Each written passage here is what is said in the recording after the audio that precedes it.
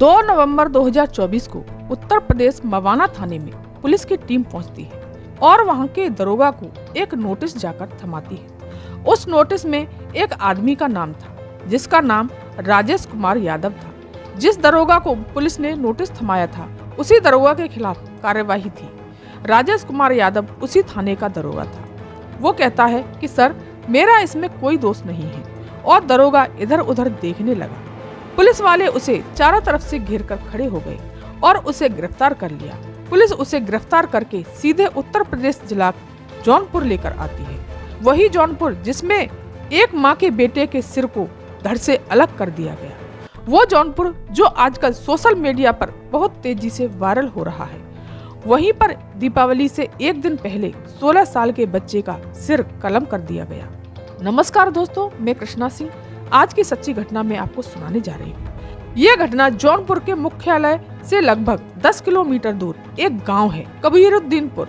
ये घटना लगभग 30 साल पहले 2 बीसवा जमीन को लेकर गांव में 2 पक्ष होते हैं। उन दोनों पक्षों में विवाद चल रहा था। एक पक्ष रामजीत यादव और दूसरा पक्ष लालता यादव। कहा जाता है कि लालता यादव दबंग प्रवृत्ति का व्यक्ति था और रामजीत एक गरीब परिवार का व्यक्ति था। इन दोनों में 30 साल से झगड़ा चल रहा था। अगर हम 30 साल पहले इतिहास के आईने में झांक कर देखें तो उस समय मुलायम सिंह यादव मुख्यमंत्री थे, फिर मायावती बन जाती हैं, कल्याण सिंह बनते हैं, फिर राजनाथ सिंह बन जाते हैं, एक बार फिर से मायावती जी बन जाती हैं। इसी बीच 2 बार राष्ट्रपति शासन भी लागू हो जाता है, फिर अखिलेश यादव बनते हैं, फिर उसके बाद 2017 में योगी आदित्यनाथ मुख्यमंत्री बनते हैं। ये घटना है 29 अक्टूबर 2024 की शाम का समय था।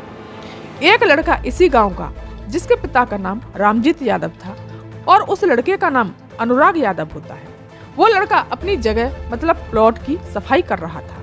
उसी जमीन की जो 2 बीसवा जमीन के टुकड़े को लेकर सालों से विवाद चल रहा था। क्योंकि दिवाली का समय था तो सभी लोग अपनी जगह की, अपने प्लॉट की, अपने मकान की, हर जगह की सफाई करते हैं। तो वो भी करने चला गया। जिससे उस जमीन को लेकर विवाद था, उसका घर केवल वहां से 20 मीटर दूरी पर था। वो लोग इसे सफाई करते देख लेते हैं और सभी लोग इकट्ठा होकर वहां पर आ जाते हैं और उसे गालियां देते हैं, धमकाते हैं, डांटते हैं। वो लड़का उन लोगों से किसी तरकीब से इस समय तो निकल जाता है और उसकी जान बच जाती है। ये बात 29 अक्टूबर की है। वो भागकर अपने घर आ जाता है। उसे नहीं पता था कि ये बात इतनी हद तक आगे बढ़ जाएगी। 30 अक्टूबर 2024 की सुबह अपने घर से बाहर अपने दांतों को साफ कर रहा था, ब्रश कर रहा था। उसी समय लालता यादव जिससे झगड़ा हुआ था जमीन को लेकर के, वो वहां आ जाता है और अपने बेटे रमेश यादव, भतीजा सूरज यादव और कई लोगों के साथ आता है। किसी के हाथ में तलवार थी तो किसी के हाथ में हंसिया था तो किसी के हाथ में कुल्हाड़ी थी। वो लोग लड़के की तरफ भागते हैं। वो लड़का इधर उधर भाग रहा था और अपनी जान बचाने की कोशिश कर रहा था और अपनी माँ को जोर जोर से आवाज लगा रहा था। जब तक उसकी माँ आती उससे पहले रमेश यादव आता है और पूरी ताकत से अनुराग यादव को तलवार मारता है। तलवार मारते ही अनुराग की गर्दन धड़ से अलग हो जाती है और जाकर उसकी माँ की गोद में गिर जाती है। ये मामला केवल उसी गांव और उसी शहर तक सीमित नहीं था। ये खबर पूरे देश में कोने कोने में फैल चुकी थी कि एक जमीन के टुकड़े को लेकर माँ का इकलौता बेटा, जिसके 5 बहनें होती हैं, माँ की गोद में बेटे का सिर करीब 6 घंटे तक पड़ा रहा। माँ सदमे में चली गई थी। माँ की आंखों में आंसू नहीं आ रहे थे। वो कभी रोती थी तो हर बार बेहोश हो जाती थी। उसकी समझ नहीं आ रहा था कि मैं अपने इस लाल का क्या करूं। बहनें भी तड़प तड़प कर रो रही थी। एक बहन की आंखों में आंसू ही नहीं आ रहे थे और उन्हें चारों तरफ से मीडिया ने घेर लिया था। छोटी से छोटी बात दिखाना चाहते थे और छोटी से छोटी चीज कवर करना चाहते थे कि आखिरकार क्या मामला है, क्या कहानी है। ये खबर सोशल मीडिया पर बहुत तेजी से वायरल हो जाती है। अखबारों में और न्यूज चैनलों पर ये खबर चलने लगती है। इस घटना के बाद डीएम हो या एसडीएम हो, तमाम आसपास के पुलिस थानों से पुलिस फोर्स वहां मौके पर पहुंच जाती है। दूसरे दिन 31 अक्टूबर को पूरा देश दीपावली का पर्व मना रहा था, लेकिन केवल एक ऐसा गांव था, कबीरुद्दीनपुर, जहां कोई दीपावली नहीं मनाई गई। गांव वाले सभी लोग बड़े गुस्से में थे और आसपास के इलाके के और उस शहर के लोग बहुत ही गुस्से में थे। 6 लोगों के खिलाफ एफआईआर दर्ज कराई जाती है। पुलिस जब आरोपियों की तलाश करना शुरू कर देती है तो आरोपी के घर जाती है। उस घर के अंदर तलाश किया जाता है कि कोई सबूत मिल जाए। 9 हथियार मिलते हैं। 9 हथियारों में 2 तलवारें थी, एक बांका था, कुल्हाड़ी थी, हंसिया था और दरांती थी। इसी तरह से 9 हथियार होते हैं। पूरी प्लानिंग के साथ उन्होंने इस घटना को अंजाम दिया था। पुलिस सभी आरोपियों को ढूंढना शुरू कर देती है। रमेश यादव और उसका भाई लखनऊ में एक थाना लगता है अलीगंज, वहां पर थाने में जाकर कहता है कि साहब, मैं वही आदमी हूँ जो अभी हादसा हुआ है जौनपुर में, जो कि मुख्य आरोपी था, मैं वही हूँ। पुलिस समझ नहीं पा रही थी और एकदम चौंक जाती है कि आखिरकार ये लड़का यहाँ क्या कर रहा है। घटना जौनपुर में हुई है और ये लड़का लखनऊ के अलीगंज में क्या कर रहा है। पुलिस ने अधिकारियों को सूचना दी और जौनपुर की पुलिस को भी बताया, जो कि जौनपुर की पुलिस घर वालों पर लगातार दबिश दे रही थी। फिर पुलिस ने उसे जौनपुर की पुलिस को सौंप दिया। लालता यादव का एक भाई है राजेश यादव, जो कि एक दरोगा है। इसकी पोस्टिंग मेरठ के मवाना थाने में है। इसके नाम भी वारंट था। इसे भी गिरफ्तार करने के लिए पुलिस जाती है और उसे नोटिस दिखाती है कि इसके खिलाफ भी एफआईआर दर्ज की गई है, हम तुम्हें गिरफ्तार करने के लिए आए हैं।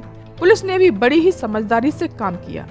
राजेश यादव को गिरफ्तार करने के लिए पहले पुलिस ने मोबाइल की सीडीआर और कॉल डिटेल्स निकलवाई तो पता चला कि जब हत्या को अंजाम दिया गया था उससे पहले राजेश यादव ने अपने परिवार से और भाइयों से बात की थी और अपने पिता से भी बात की थी और हत्या करने के बाद भी इनसे बात की थी। इसी से पुलिस के पास सबूत हो जाते हैं और कहा जाता है कि इसमें राजेश यादव का पूरा हाथ है। पूरे हत्याकांड की जांच में पुलिस अभी जुटी हुई है और इस दरोगा मतलब राजेश यादव की जांच इस थाने से न करवा के किसी और थाने से करवानी चाहिए और उसकी सीडीआर निकलवा कर सबूत इकट्ठा करना चाहिए। सोचने वाली ये बात है कि 1 साल में 16 मुकदमे दर्ज किए जाते हैं। इस घटना से ठीक 10 दिन पहले भी एक मुकदमा दर्ज हुआ था। ये मुकदमा 18वां मुकदमा था। एक गरीब परिवार पर इतने सारे मुकदमे चल रहे थे।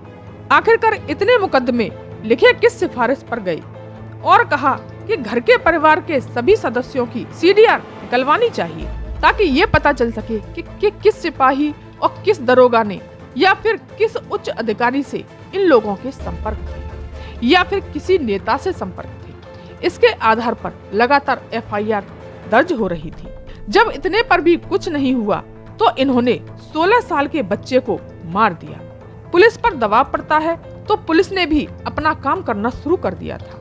इसमें कई पुलिस कर्मियों को भी निलंबित कर दिया गया है। सब इंस्पेक्टर हरिश्चंद्र प्रसाद, एक लक्ष्मण सिंह प्रसाद और एक अमित कुमार ये पुलिसकर्मी थे।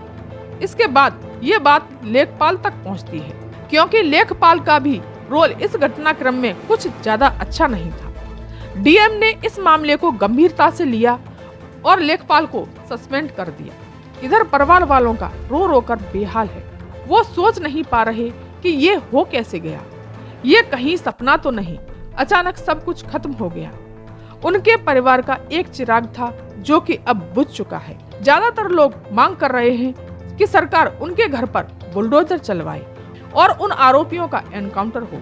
साथ ही उसकी बहन कहती है कि सरकार कुछ करती है तो ठीक है, नहीं तो उसकी बहन बदला लेगी।